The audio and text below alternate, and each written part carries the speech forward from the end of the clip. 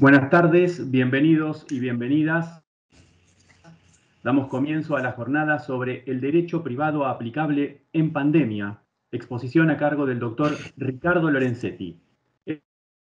Esta actividad, organizada por el Instituto de Estudios Judiciales de la Suprema Corte de Justicia de la Provincia de Buenos Aires, se transmite en vivo a través de la plataforma YouTube por el canal de la Suprema Corte de Justicia de la Provincia de Buenos Aires. Nos acompaña el señor presidente de la Suprema Corte de la Provincia de Buenos Aires, el doctor Daniel Soria. A continuación, escucharemos las palabras de apertura a cargo del doctor Sergio Torres, ministro de la Suprema Corte de Justicia de la Provincia de Buenos Aires. Bueno, gracias Facundo. Bueno, un gusto saludarlos a todos, a todas. Hoy tenemos el inmenso honor de contar con la intervención en el Instituto de Estudios Judiciales de Ricardo Lorenzetti, quien nos va a hablar sobre el derecho privado aplicable en la pandemia. La importancia de este tema se da en el marco de una excepcionalidad. La irrupción de un virus de graves consecuencias en la salud y de alcance mundial es poco frecuente. Y en este marco de excepcionalidad, con desafíos y aprendizajes, todo el Estado tuvo que adaptarse. Y los poderes judiciales, por supuesto, tampoco estuvieron ajenos a las complejidades iniciales. En esta contingencia, instituciones que venían realizando planes de modernización, inversión en tecnología y en sistemas, capacitación de los recursos humanos, digitalización de expedientes y firma digital, llegan en mejores condiciones, por supuesto, de aquellas que todavía no habían avanzado tanto. Por mencionar, el Superior Tribunal de la Provincia de Buenos Aires incluso tomó la inédita decisión de adoptar para sí el régimen de acuerdo continuo, que permite la deliberación secuencial en forma permanente de sus asuntos, el dictado de actos jurisdiccionales y de superintendencia en cualquier día, en horas tanto hábiles como inhábiles. Asimismo, también se avanzó mucho en el trabajo gradual y progresivo de la actividad a distancia, pese a las limitaciones naturales de siempre de los recursos. Por citar solamente algunos ejemplos, se prorrogaron medidas cautelares y de protección por situaciones de violencia familiar y de género, se habilitaron a tal fin la utilización de WhatsApp o aplicaciones equivalentes para la recepción de denuncias de violencia de género domésticas desde comisarías, como así también para su procesamiento de los juzgados de paz y de familia, reforzando la asignación, por ejemplo, de teléfonos celulares para estos organismos, especialmente en el fuero de familia. La intensificación en el uso de estos recursos, de estos nuevos recursos y herramientas tecnológicas, se reflejó en un progresivo incremento en la actividad de todos los fueros e instancias de la Administración de Justicia en la provincia de Buenos Aires, avanzándose así en una reanudación progresiva de términos y servicios a través de las tecnologías disponibles y el dictado por medios digitales de toda clase de resoluciones y sentencias y su notificación electrónica.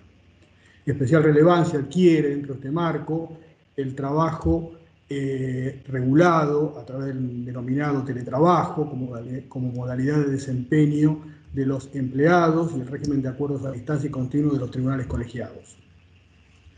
Sin embargo, por supuesto, todo este esfuerzo que está todavía en progreso no pudo ser posible, nada de esto pudo ocurrir sin el esfuerzo, dedicación y compromiso de todas las personas que trabajan en nuestro querido Poder Judicial de la Provincia de Buenos Aires.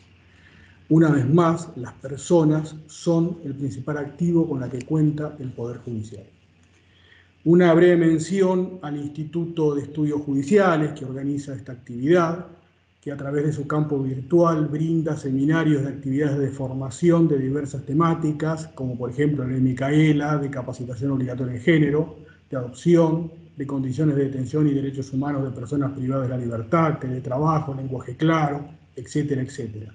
Por otra parte, tenemos una plataforma que posibilita continuar la capacitación sin distinción de departamento judicial y profundizando además la oferta académica con alianzas institucionales, con universidades nacionales, con CONICET y agencias de Naciones Unidas. Quedan, por supuesto, muchos retos por delante. Debemos pensar en que en algún momento debemos pasar del concepto de digitalización del expediente a expediente electrónico. evitar generar una nueva burocracia digital mediante la eliminación de clics innecesarios o de apertura de ventanas superpuestas, avanzar en una adaptación del régimen de notificaciones y la universalización del domicilio electrónico judicial, dotar de herramientas que permitan celebrar audiencias en forma remota sin restricciones. La inversión en tecnología permitirá contar con más hardware y software para esta actividad. Y como primera conclusión y aprendizaje queda la idea que tenemos que adaptarnos a un nuevo servicio de justicia. Finalmente se impone, me parece, la idea de salir de la regla de la novedad de la excepcionalidad y comprender que esta excepcionalidad en realidad es la nueva normalidad que nos exige estar en permanente actualización para brindar al ciudadano un servicio ágil y de calidad, que es lo que espera de nuestra querida justicia. Una mención, hoy sentimos con profundo pesar el fallecimiento de Mario Corgaro, que es defensor de la Cámara de Casación Penal de la provincia de Buenos Aires, en forma súbdita, así que queremos dedicarle esta actividad tanto a su memoria como a todos sus familiares y seres queridos. Finalmente, darle ahora sí formalmente la bienvenida a Ricardo. Para nosotros es un honor que vos estés aquí compartiendo este rato académico con todos los miembros del Poder Judicial de la provincia de Buenos Aires a través del Instituto de Estudios Judiciales. Ricardo es corredactor del Código Civil y Comercial vigente, ministro de la Corte Suprema de Justicia, impulsor del derecho ambiental en nuestro país, profesor universitario en muchísimas universidades nacionales y del extranjero, y sobre todo un referente ineludible de nuestro derecho. Ricardo, bienvenido, este es tu público. Gracias. Bueno, muchas gracias. Un especial saludo y agradecimiento a la Corte de la Provincia de Buenos Aires y al Instituto por la organización de este evento, al señor presidente de la Corte y al señor ministro, aquí presentes, dos grandes amigos de muchos años que hemos compartido muchísimas actividades académicas. Y por supuesto también me adhiero al pesar que recién nos hemos enterado del fallecimiento del señor defensor y también mis condolencias a su familia.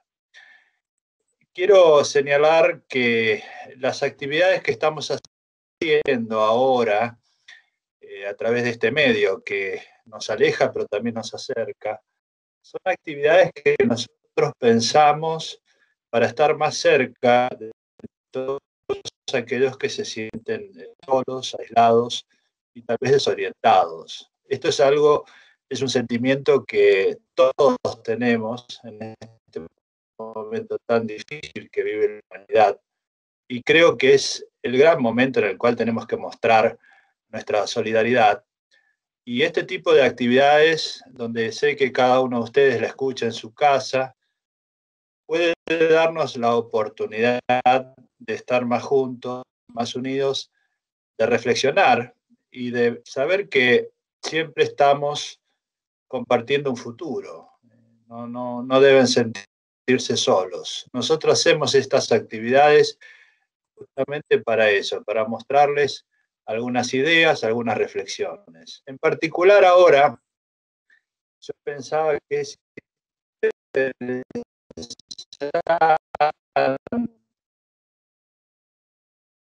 que ustedes, con motivo de esta pandemia, yo participo en varias organizaciones de distinta naturaleza, por ejemplo, en Naciones Unidas, en la ONU Ambiente o en la Unión Internacional de la Conservación de la Naturaleza, que yo participo del comité asesor, soy el presidente, y ahí trabajamos el tema ambiental a nivel global. Pero también participo de UNIDROIT, que se refiere a los contratos internacionales. Bueno, en fin, hay varias organizaciones internacionales en las cuales se está debatiendo cuáles son las grandes tendencias, qué es lo que va a pasar después de esta pandemia. Entonces, lo primero que uno observa es la incertidumbre. la incertidumbre que cada uno de nosotros y ustedes tienen en sus casas, que no saben muy bien qué es lo que va a pasar mañana o pasado, también existe a nivel mundial. Entonces, lo primero que nosotros hacemos siempre es describir en el derecho cuál es el problema que tenemos. De acuerdo con ello, cuáles son las soluciones jurídicas. El primer problema que hay es describir la pandemia. La pandemia es una zoonosis, es decir, es un problema de transmisión de enfermedades del mundo animal al mundo humano, al ser humano.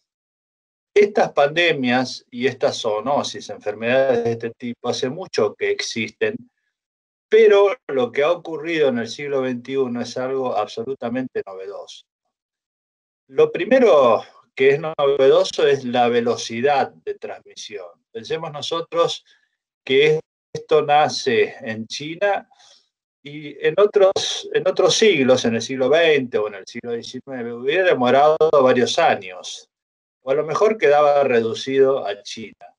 Pero en 6 meses, en el siglo XXI, se transformó en algo global, absolutamente rápido y en todo el continente. Y además, esta velocidad está añadida a otra característica muy importante, que es la debilidad generalizada del sistema de la naturaleza, que hace que esta enfermedad que se va a transmitir se repita constantemente, que es lo que estamos viendo, en ciclos que antes no existían tan fácilmente.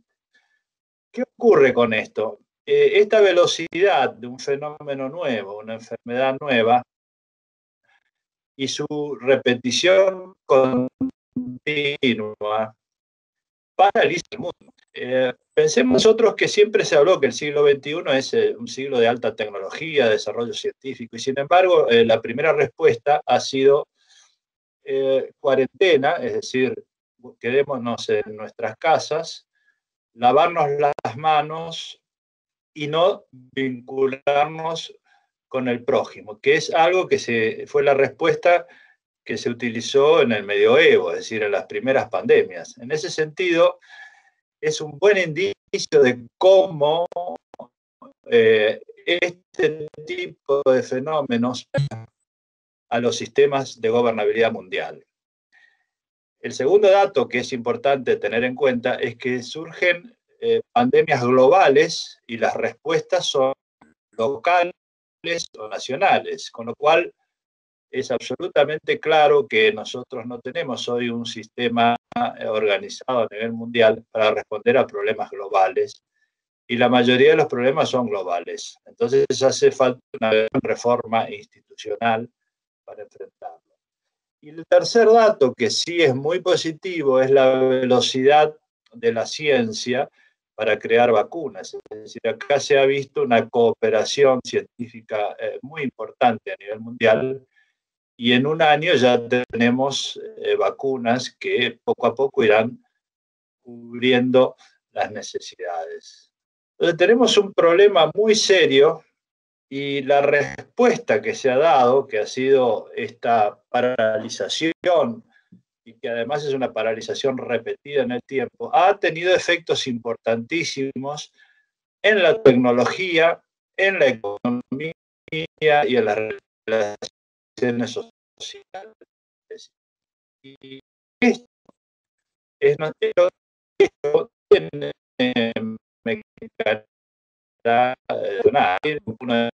el primer gran impacto que tiene esta enorme transformación que estamos viviendo es la tecnología.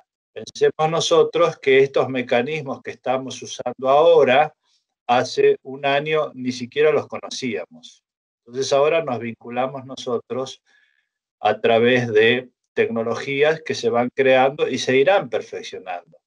Pero casi toda la economía y las relaciones jurídicas entre las personas se empiezan a hacer a través de la tecnología. Entonces el derecho tradicional, que ha sido pensado para relaciones físicas, tiene que ser transformado para relaciones online, digitales o como quieras llamarlas.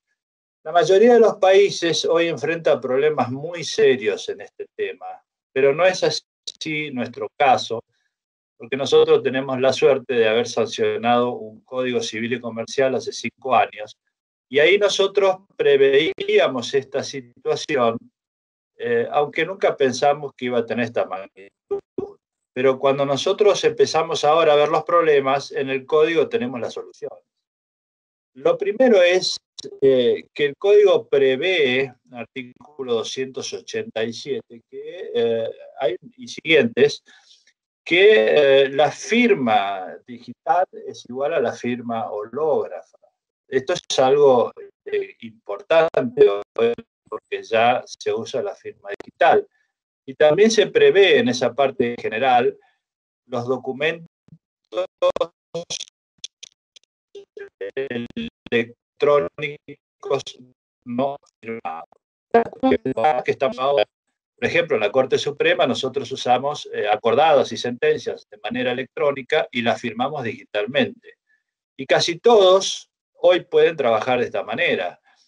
Los escribanos, los abogados, las escribanas y las abogadas, pero también en la economía y en las relaciones sociales, gracias a estos mecanismos que se pensaron hace 5 años, hoy los podemos usar. Lo mismo en las reuniones societarias. Nosotros incluimos ahí un artículo que se refiere a la validez de las reuniones colegiales, es decir, las que se pueden hacer asambleas de clubes o de sociedades comerciales online. Y esto está también previsto. Yo recuerdo que cuando discutíamos estas cuestiones, yo había escrito un libro sobre el comercio electrónico hace unos 15 años, que publicamos acá y en Brasil, y en ese momento una cosa tan lejana, y yo propuse incluir esto, digo, de todas maneras en algún momento esto se va a desarrollar, y realmente el impacto ha sido extraordinario.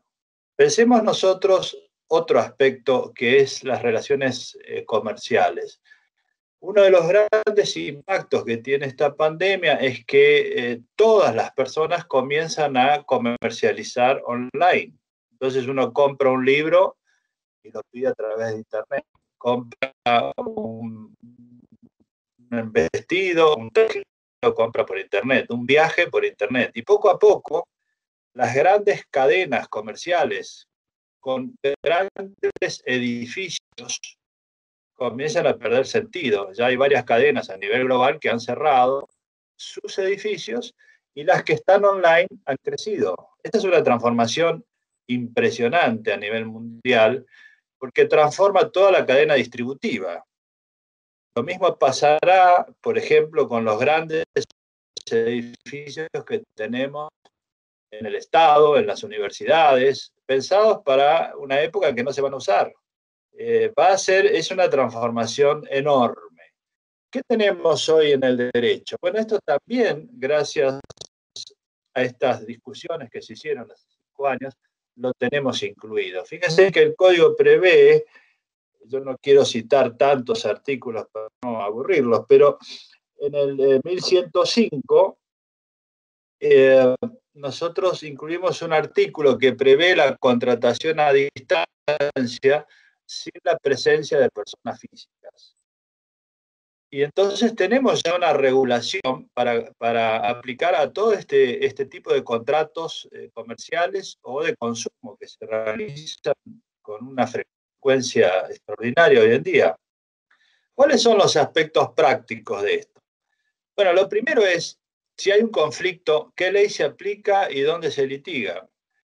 Normalmente, y esto estábamos nosotros discutiéndolo hace 15 años con una jurista brasilera que escribimos en conjunto, que era Claudia Lima Márquez, era el problema de que cuando uno hace el click, esto se llaman click agreements en la cultura anglosajona, uno suscribe o adhiere a unas cláusulas generales que a lo mejor lo hacen litigar en Asia, o con una ley asiática, o con un juez asiático, o muchas veces digitales también. Entonces, había una limitación muy fuerte en el acceso a la justicia.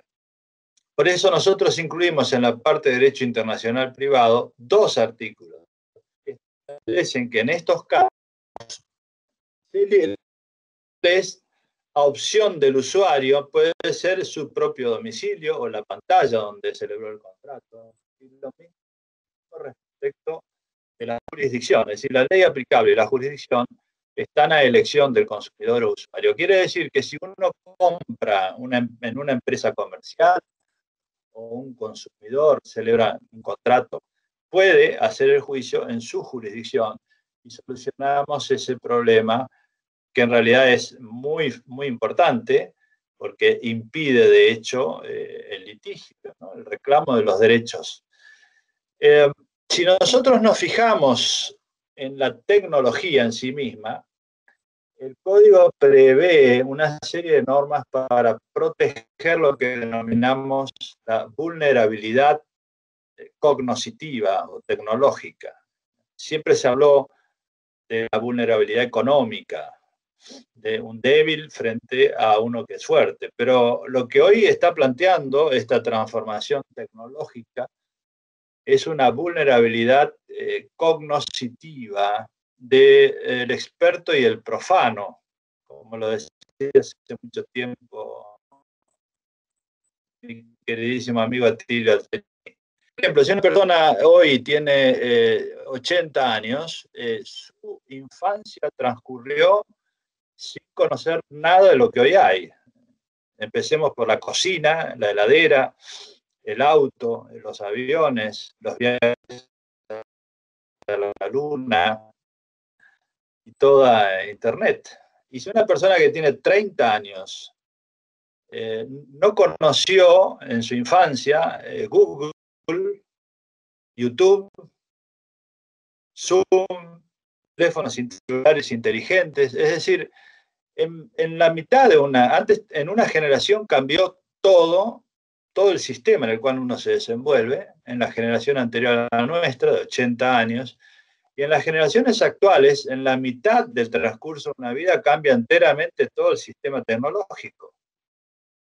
Esto es importantísimo, porque todos nosotros nos vamos a ver rodeados de sistemas cada vez más complejos que no entendemos. Pensemos que la próxima etapa ahora es el desarrollo de inteligencia artificial. Por ejemplo, en UniDroit nosotros estamos discutiendo los smart contracts, es decir, son contratos que se hacen inteligentes y se celebran y se autoejecutan todo online y se paga también digitalmente. O sea, es un sistema absolutamente novedoso y el colega de China que se integra en la comisión me contaba que ellos están ensayando también la sentencia hecha a través de inteligencia artificial, es decir, ni siquiera los jueces, los abogados, las abogadas, las juezas serían necesarios. Este es un desafío extraordinario. Entonces, ¿qué lo que se denomina la teoría del error? Porque en el derecho tradicional, pensemos que esto se pensó hace 200 años, si uno se equivoca es culpable del error. Esto lo hemos transformado porque hoy nadie puede entender la tecnología y entonces no puede ser culpable. Se invirtió la carga de la prueba del error. Es decir, quien usa una tecnología primero tiene que informar adecuadamente al que la usa, al usuario, y además es responsable del error. Es decir, hemos invertido la carga de autoinformación y además el deber de informar sobre el sistema tecnológico que se está usando. Y esto es muy común, por ejemplo, en el comercio electrónico, ¿no? Es decir, tienen que informar, bueno, cuándo les llega, dónde está. Por eso las compañías que usan comercio electrónico hoy están ajustándose a estos parámetros. Esto es muy importante, es decir, el código argentino es el único a nivel mundial hoy que tiene un sistema tan completo de dentro del código que proteger en el sistema tecnológico, proteger a todos los individuos que se desenvuelven en un sistema tecnológico. Pensemos que una persona adulta mayor ni siquiera jubilación, porque no entienden el sistema, es cada vez más complejo, cada vez más difícil. Entonces ahí es donde se necesita de derecho, ¿no? Entonces hay todo un desarrollo importante en el código actual que facilita la relación en el mundo digital. Otro aspecto que introduce la tecnología, que es muy, muy importante, es el de los datos personales y la privacidad, que es un debate mundial hoy en día. Y pensemos que casi todos los autores que hoy se leen mucho a nivel mundial, por ejemplo Harari y muchos otros, plantean que uno de los grandes desafíos que tiene la humanidad es el control de los datos personales. Bueno, en el derecho argentino hace muchos años que esto lo discutimos y además está en el código. Es decir, nosotros hemos planteado un sistema que permite la protección de los datos personales, no solo en el mundo físico, sino también digital. ¿Y por qué? Bueno, porque en los congresos que hemos realizado hace años, siempre discutíamos esta cuestión. Un chico que hoy se desarrolla, bueno, usa el teléfono celular todo el día, se saca fotos, hace videos. Cuando va del médico, todos sus datos personales están del médico en una historia clínica digitalizada, y eso a su vez va a la obra social. Y cuando empieza a trabajar, todos sus datos también ingresan al sistema. Y después, cuando pide un crédito, también. Y también cuando ve una película y cuando viaja. A lo largo de 30 o 40 años, su vida entera está en Internet. El problema actual es que hay grandes operadores de Internet. Hace 15 años, cuando nosotros trabajábamos este tema de comercio electrónico, el problema era la libertad de expresión en Internet. Pero hoy sabemos que hay grandes operadores que concentran la información. Y este es un debate en muchos países. ¿Qué pasa con Facebook, con Google? ¿Cómo se los regula? Bueno, el problema es que cuando un chico dentro de 20 o 30 años quiera contratar un seguro, le van a cobrar más caro porque el código genético determina que va a tener una enfermedad. O cuando pida un trabajo, le van a decir, usted no puede porque hizo tal o cual cosa cuando era joven, o expresó tal o cual opinión política, o hay un video que se emborrachó en una fiesta y no tiene control de su personalidad. Piensen que podemos llegar a vivir en una cárcel digital. El código argentino, por un lado, protege los derechos personalísimos y le da la titularidad al ciudadano, en el artículo 52 y siguiente, es decir, los datos personales, la privacidad, está todo absolutamente descrito. La identidad dinámica, y luego se establece que hay un sistema de prevención que se aplica tanto al mundo físico y al mundo digital, el artículo 1710. Esto significa que si uno ve que han usado mal la imagen o se han apropiado los datos personales, puede accionar. Ya hay varios casos a nivel mundial. En la Corte Suprema tuvimos una audiencia pública que pueden ver en el Centro de Información Judicial, sí, que es referida a Google. Una persona que tenía una imagen determinada y aparece dentro de las páginas pornográficas. Esto lo denominamos la afectación de la personalidad dinámica o la identidad dinámica. Esto hace muchos años que está discutido, trabajado en el derecho argentino, pero hoy lo tenemos regulado, es decir, tenemos la protección de la privacidad. Y este va a ser, creo que, el gran tema. Yo coincido con todos estos autores en el sentido de que va a ser el gran tema de la libertad personal en los próximos años. Por eso también hemos incluido otra norma referida a la publicidad, porque en el mundo actual, y esto lo aceleró también mucho la pandemia en el campo de la tecnología, que la publicidad tiene un factor, es un factor determinante muchas veces de las conductas humanas. Si nosotros observamos el comportamiento nuestro, en general hemos terminado todos haciendo las mismas cosas, los mismos gustos, los chicos juegan los mismos juegos, acá, en China, en Estados Unidos. A esto lo denominamos internacionalización de las pautas de consumo. Es decir, que el impacto es global. Y esto significa que la publicidad es inductiva, es decir, induce conductas.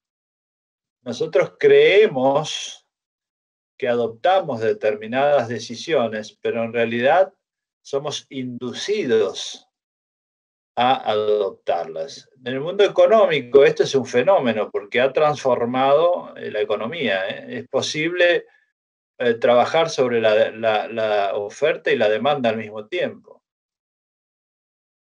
Esto tiene también grandes problemas que son muy actuales. Por ejemplo, la influencia sobre el paisaje urbano, ¿no? Hoy uno ve que todas las ciudades son parecidas porque están todas las mismas marcas.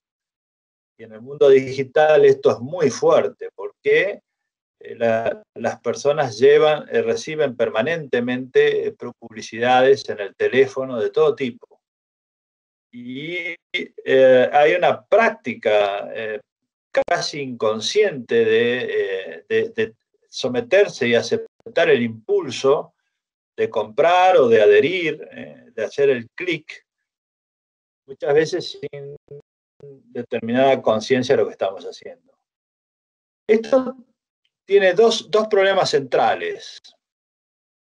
Uno es lo que denominamos el sobreendeudamiento del consumidor. La gente a través de la publicidad empieza a comprar y comprar sin saber muy bien cuál es el límite de su deuda y termina sobreendeudado muchas veces en quiebra. Por eso es que hay definiciones muy claras, incluso hay un fallo de la Corte de hace ya varios años, acerca del sobreendeudamiento del consumidor, que permite refinanciar sus cuotas. Pero lo que vimos en el código en el 1101, es la obligación de informar que tiene la publicidad cuando es inductiva y perjuicios en la salud del consumidor.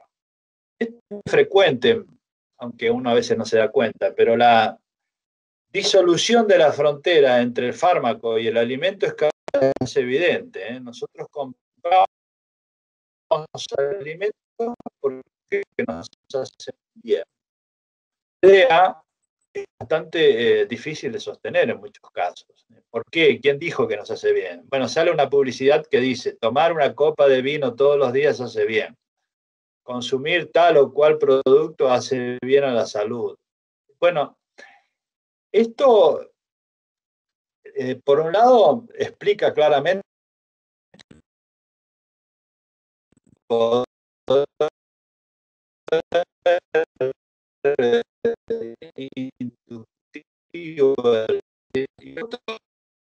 la publicidad inductiva llevó a generaciones enteras a fumar. Claro, cuando tenían 16 o 17 años, esas personas veían las películas en el cine, Humphrey Bogart conquistando con un cigarrillo en la boca, o Julio Cortázar todo el día con el cigarrillo en la boca, la publicidad era muy fuerte, tanto para el cine como para la literatura, como para la televisión. Si uno ve esas películas de hace muchos años, todo el mundo fumaba. Y la gente no era advertida y se ocultó durante muchísimos años esa información de los efectos adversos. Bueno, no sabemos si ahora se ocultan o no los efectos adversos de todas estas publicidades. Y por eso el código lo que hace es, por un lado, obligar a informar y por el otro lado, responsabilizar a quien publicita en estos temas específicos. Tal vez un campo que es tan evidente hoy en día es el de la cirugía estética, donde hay una fuerte publicidad. Y hoy, si uno observa en Internet, hay fotos que le llegan al celular de muchos adolescentes y le dicen, bueno, esta persona era así y después de esta cirugía es así, está mucho mejor. Es una promesa de resultados que no se saben si se van a producir así. Y esto también en el derecho argentino hace muchos años que lo hemos trabajado, y yo hice mi tesis de doctorado en el año 86, y en esa época nosotros, los profesores que decíamos, bueno, hay un sector de la medicina que ya no es curativa, sino es modificativa. Es decir, la finalidad no es curar, es modificar. Entonces podemos modificar sin que estemos enfermos. Y modificamos el pie, la pantorrilla, la nariz. Ahí hay campos actuales en los cuales hasta se puede transformar conductas. Entonces, a través del uso de determinados psicofármacos, la influencia de las neurociencias, entonces el ser humano se ha vuelto muy modificable y plástico, ¿no? Es decir, la plasticidad del ser humano a través de la medicina modificativa es un problema muy serio y esto también lo hemos previsto, agravando las responsabilidades en el caso de las promesas de resultados. En fin, creo que es un panorama de cómo hoy el mundo tecnológico que nos estamos viviendo ya en la tecnología, más que en el mundo físico casi, y esta es una tendencia que se va a acentuar en el siglo XXI, requiere que nosotros tengamos nuevas ideas y entendamos bien los problemas que se están surgiendo y se regularlos. Felizmente tenemos muchas disposiciones en el código actual que nos permiten, porque además son disposiciones abiertas, nos permiten que el Poder Judicial pueda resolver estos problemas de las personas que son problemas muy cotidianos y muy concretos.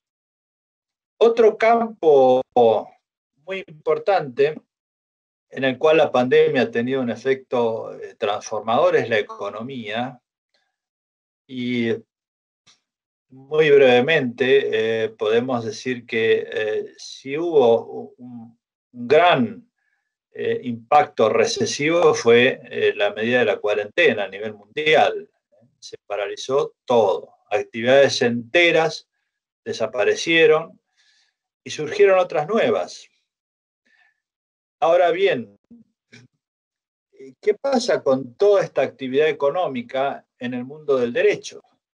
Es más o menos como la crisis que nosotros tuvimos en Argentina en el año 2001. Hubo que renegociar todos los contratos. Yo recuerdo que nosotros recorríamos el país en aquella época explicando cómo se deben renegociar los contratos. Felizmente hoy todo eso está en el código, porque cuando lo redactábamos esta sección de los contratos, pensábamos que se debe tener una serie de disposiciones de flexibilidad y adaptabilidad de la contratación.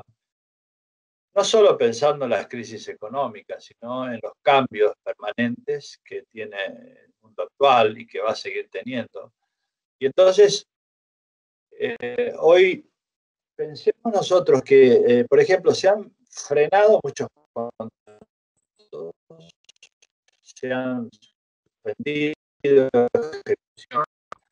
se han roto promesas actuales. Bueno, todo esto tiene una gran renegociación de precios, de prestaciones, todo esto está previsto en el código. Tenemos la excesiva onerosidad sobreveniente que está ampliada. La pandemia es un caso de excesiva onerosidad sobreveniente. Tenemos la posibilidad de renegociación en los contratos de larga duración. Esto tiene mucha importancia en los contratos entre empresas, que son todos de larga duración. Los vínculos entre empresas, por ejemplo, alguien que provee tecnología o software, en el mundo actual esto es muy frecuente, y es un vínculo que se realiza a través de años, o proveedores, por ejemplo, quien provee de papas a McDonald's las tiene que hacer de una determinada manera, y entonces esto genera un vínculo de larga duración. O los consumidores que compran, por ejemplo, en la medicina prepaga, es un vínculo de larga duración que no dura un día. Entonces, todo esto va a requerir una enorme renegociación económica, y gracias a estas normas se va a poder hacer. Pensemos nosotros que el Poder Judicial tuvo que afrontar la gran crisis del 2001-2002 a través de la renegociación de contratos, que fueron más o menos 300.000 juicios, más todos los casos que se renegociaron fuera del sistema judicial, es decir, por acuerdo de partes. Ahora estamos en una situación similar, porque va a haber necesidad de mucha renegociación, y el código establece muy claramente las pautas, que yo no voy a desarrollar por razones de tiempo, pero sí creo que es importante que vean en la parte general del código, de los contratos en el código, están todos estos institutos.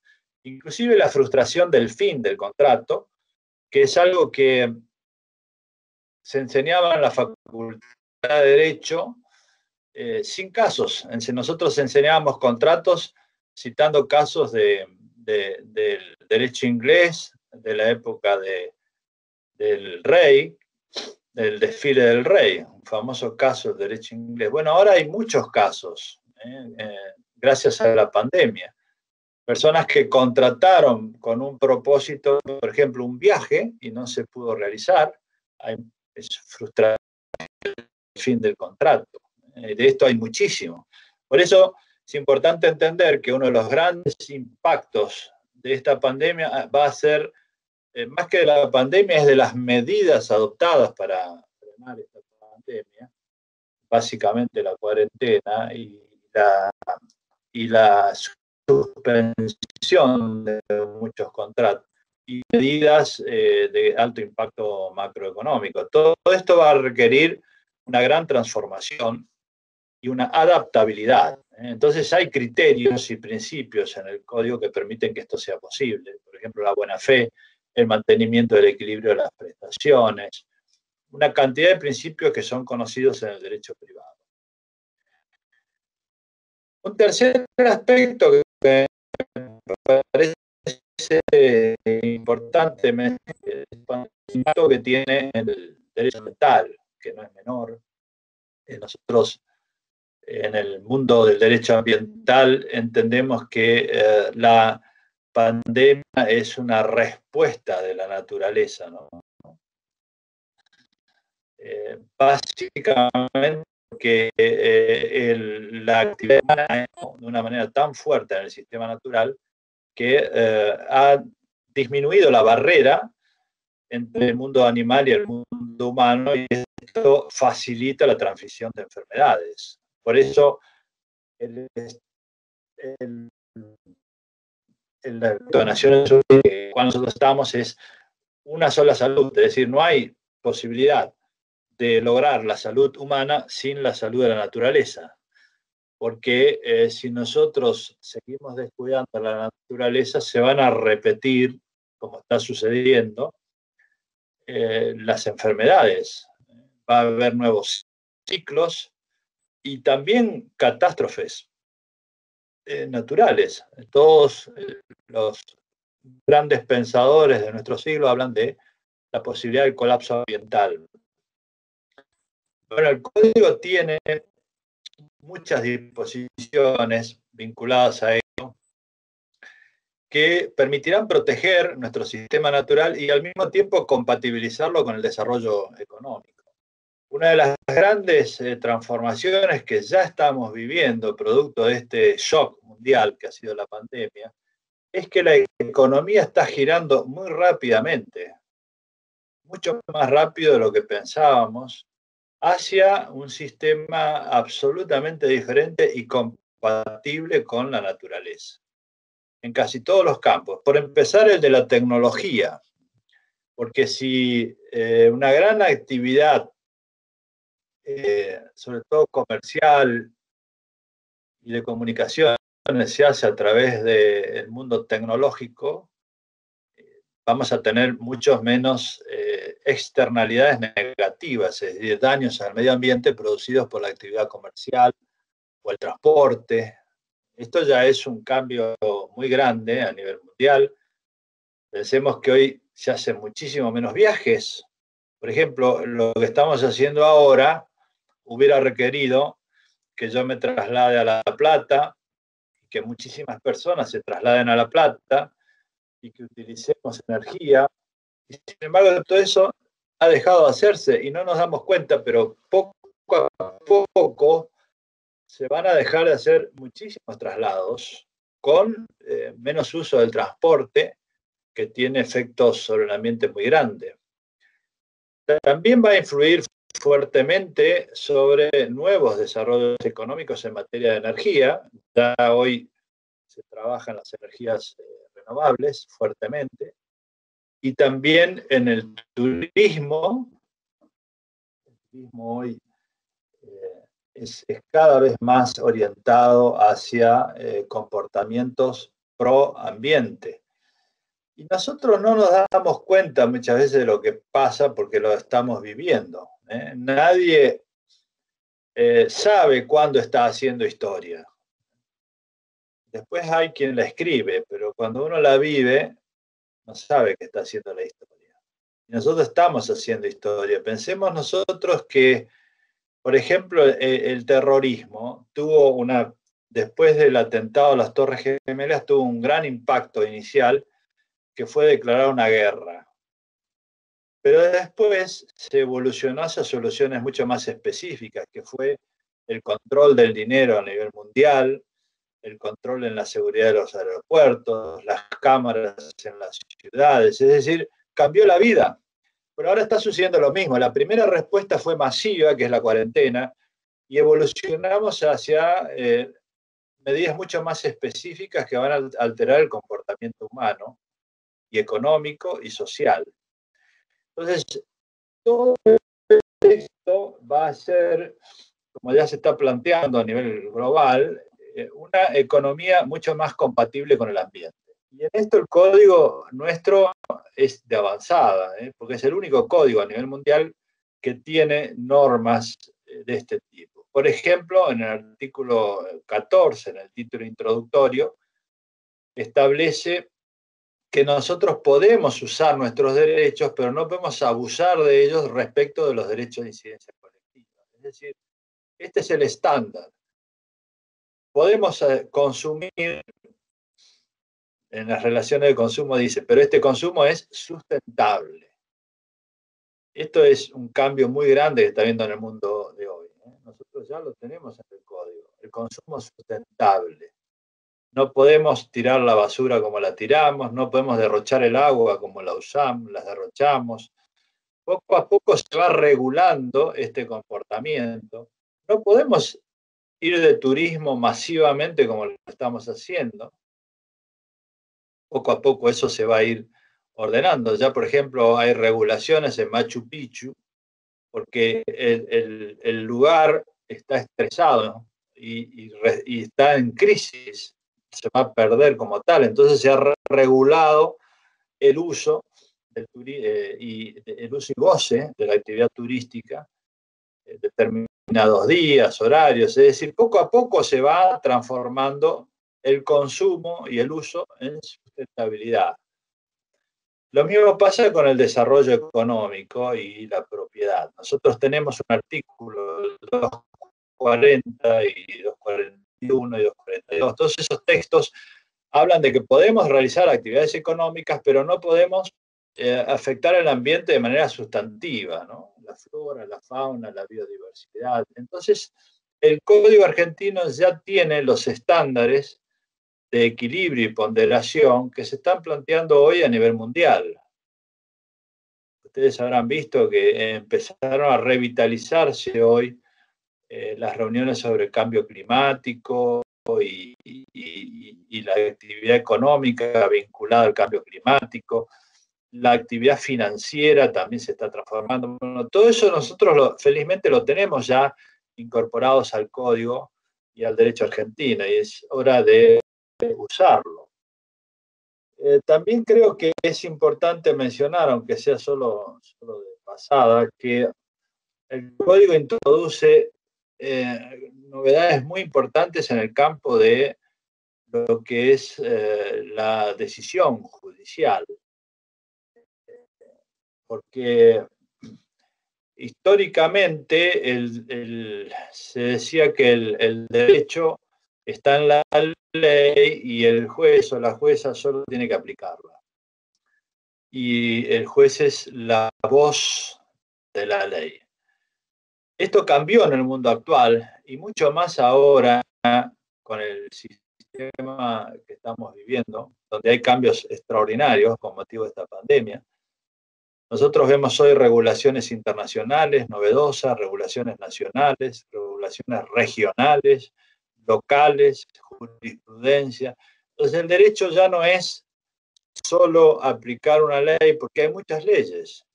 Por eso nosotros introdujimos en los artículos 1 y 2 la idea que denominamos diálogo de fuentes. Es decir, la tarea del juez o de la jueza hoy es establecer un diálogo de fuentes.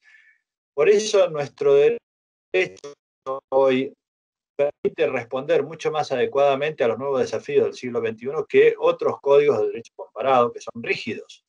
Nuestro sistema fue pensado con la suficiente flexibilidad para ser adaptable a estos cambios. Entonces, la decisión hoy tiene que ser compatibilizar lo que denominamos la reconstrucción a posteriori de la coherencia del sistema.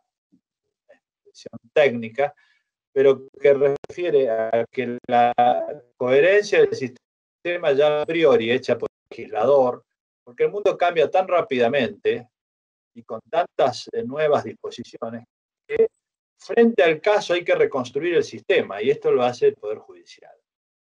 Pero al mismo tiempo, en el artículo 3, nosotros dispusimos que el juez y la jueza tienen la obligación de ser razonables.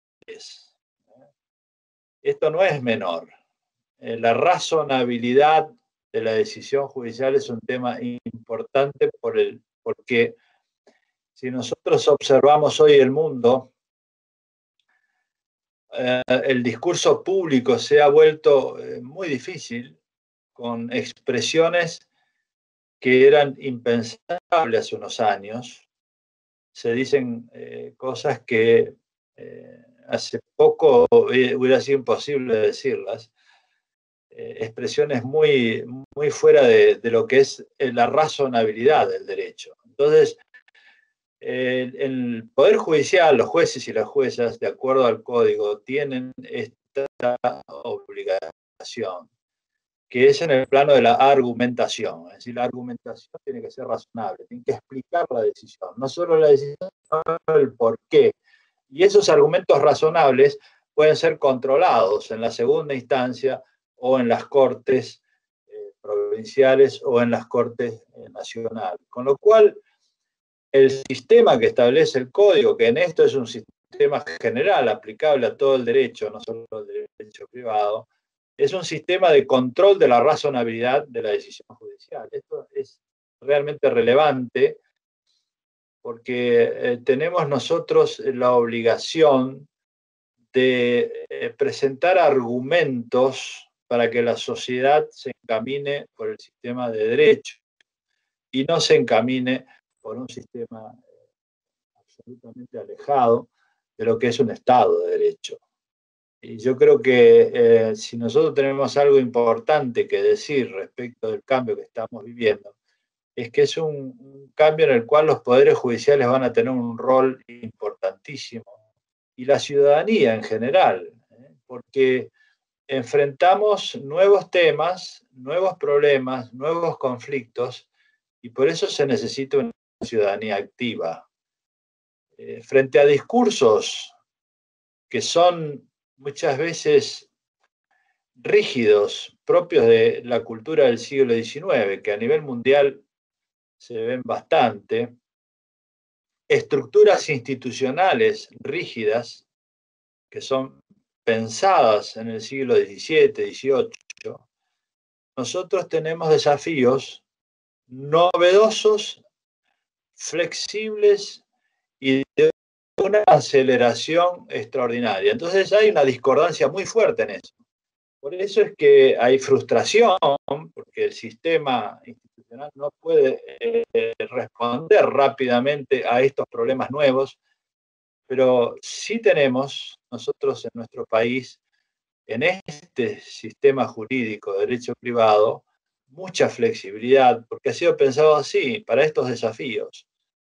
Flexibilidad, y necesitamos entonces una ciudadanía activa. Fíjense que la presentación que hicimos nosotros del código habla de la ciudadanía del siglo XXI, es decir, no, el ciudadano del siglo XXI no es solo el que vota, sino el que activamente participa de la gobernabilidad planteando problemas y soluciones.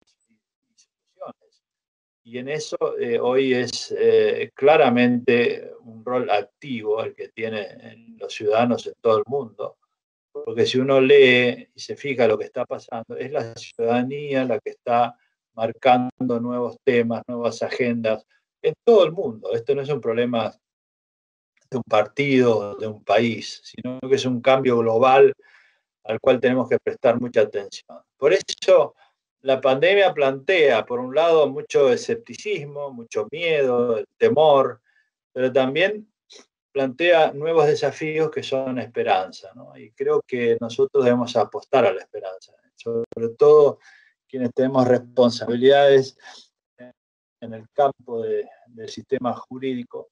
Tenemos que entusiasmar a todos los jueces y juezas, abogados, abogadas, a las universidades, los colegios, para que activamente participen ayudando a la ciudadanía a resolver estos problemas y dándoles esperanza de que es posible cambiar y resolver adecuadamente este aislamiento, esta soledad que cada uno de nosotros sentimos inevitablemente.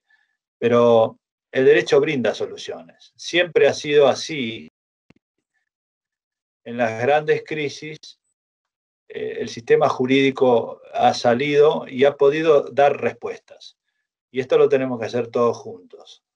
Por eso quiero concluir haciendo un llamado a todos ustedes para que sean activos, para que participen, para que reciban a las personas que tienen problemas, que tienen carencias, que tienen desesperanza y los ayuden a resolver esos problemas, porque para eso está el sistema jurídico, ¿no? La paz social es la finalidad central que tiene un sistema jurídico y el otro es la transformación de acuerdo a los ideales y valores que propone el sistema, que son los que he mencionado. Así que nada más y muchísimas gracias a todos. Saludos, Sergio.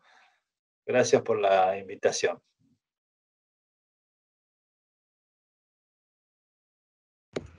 Ricardo, muchas gracias. La verdad que hemos aprendido muchísimo hoy. La verdad que sí, tenemos grandes desafíos. Y me quedo con tu último mensaje de esperanza, ¿no? De esperanza para que nuestros jueces y juezas lleven a buen término sus decisiones, siempre pensando en el débil, en el vulnerable, el que no tiene. Así que muchas gracias. Ha sido un honor para todos nosotros. Muchas gracias a todos los que se comunicaron, a los que participaron con las distintas plataformas de esta charla. Agradecerles a todos y todas los que están aquí, que estuvieron presentes a través de las distintas plataformas. Y también en el futuro agradecerles a aquellos que vean este video a través del canal de YouTube que va a quedar en la plataforma de la Corte. Así que gracias a todos y todas por el tiempo. Nuevamente, Ricardo, gracias por tu exposición, por tus palabras, por tu tiempo. Gracias por estar siempre apoyando al Instituto y a través de él a todos los miembros del Poder Judicial de la provincia de Buenos Aires. Gracias a vos y gracias a todos y que tengan todos un excelente fin de día y muy lindo fin de semana. Hasta luego.